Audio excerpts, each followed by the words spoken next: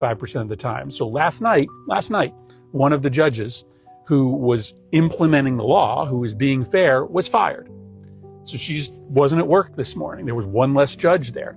And of course, that's a sign to all the other judges that if they don't order removals, if they don't terminate cases as quickly as Stephen Miller wants them to, they'll be fired too.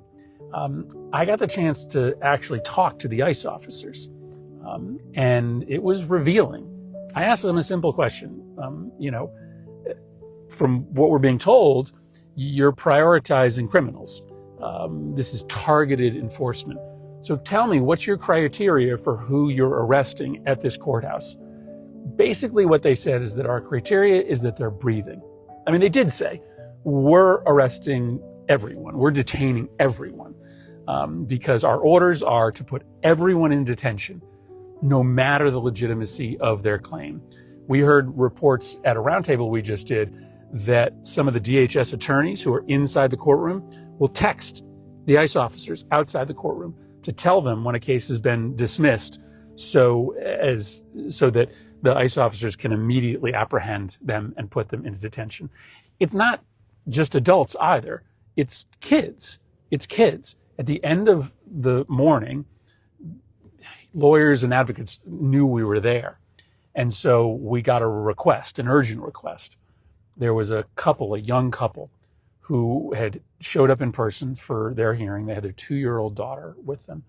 And they asked me to sit in on their hearing in hopes that maybe ICE would be less likely to put this 2-year-old child into jail if there was a United States senator standing beside them. So that's what we did. We went into the courtroom. We sat behind them at the end of their case.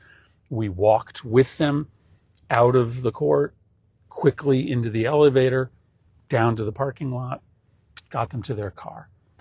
And, there's no certainty in this, but what their lawyer said is that it was likely that if you weren't there, at the very least, the father would have been taken from his 2-year-old child. Again, this father is playing by the rules. He's doing everything he is required to do. I talked to him a little bit about why he fled his country, and he had a very legitimate case. His life was likely very much in danger if he stayed.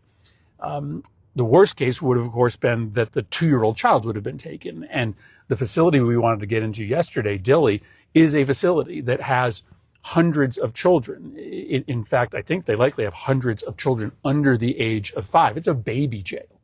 It's a baby jail. And this little 2-year-old, literally sucking a lollipop inside the courtroom, was maybe seconds away from being